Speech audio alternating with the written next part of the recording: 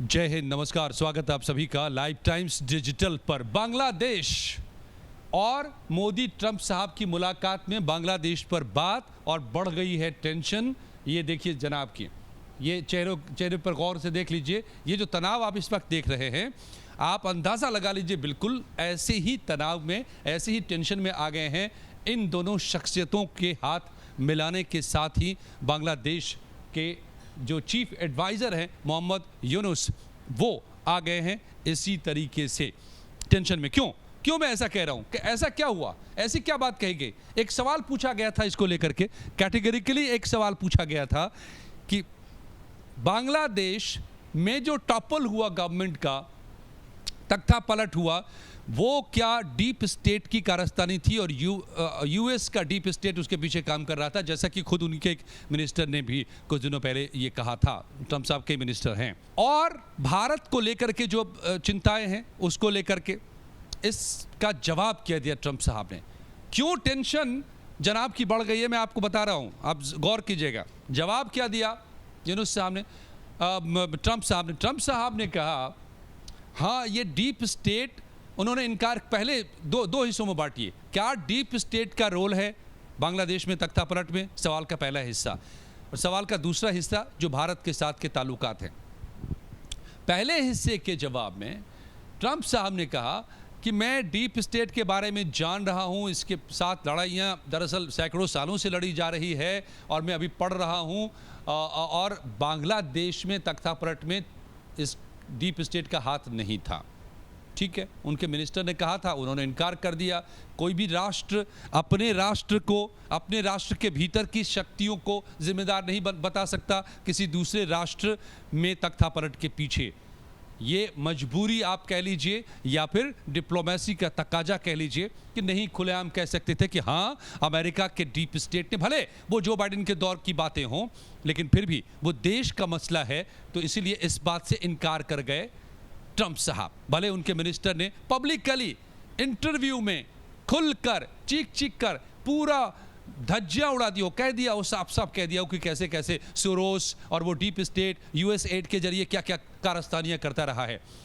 लेकिन प्रेसिडेंट है ट्रंप साहब, उनके ऊपर जिम्मेदारी है, वो नहीं इस बात को कबूल कर सकते थे, वरना दुनिया भर में सवाल उठ जाते कि अमेरिका में ऐसी ताकतें हैं और ऐसे ऐसे काम करते हैं, तख्ता पलट करते हैं, तो राष्ट्रपति नहीं कह सकते थे। उन्होंने इनकार किया। टोटली अंडरस्टैंडेबल, समझा जा सकता है। मगर अब दूसरे हिस्से पर आइए। इसके बाद के आधे वाक्य में उन्होंने पूरी बात कह दी जिससे टेंशन बढ़ा है मोहम्मद यूनुस का, बांग्लादेश में बैठे तमाम कट्टरपंथियों का, पाकिस्तानी चरमपंथियों का, पाकिस्तानी सेना का, पाकिस्तानी आईएसआई का और उन डीप स्टेट वालों का, सबका। क्या ऐसा कह दिया? गौर कीजिएगा। दरअसल ट्रंप साहब ने कहा कि मैं बांग्लादेश को प्राइम मिनिस्टर मोदी के हाथ में छोड़ता हूं। You have a free hand, do whatever you can। और ये भी कहा कि प्राइम मिनिस्टर मोदी कर रहे हैं, इस पर काम करते रहे हैं और मैं बांग्लादेश को इनके हाथों में छोड़ता हूं, कर लीजिए। मोदी के हाथ में बांग्लादेश, इसीलिए हम ये कह रहे हैं। यही कहा, ये ट्रंप साहब की बात है। तो इसके क्या मायने हैं और इससे क्यों टेंशन बढ़ गया?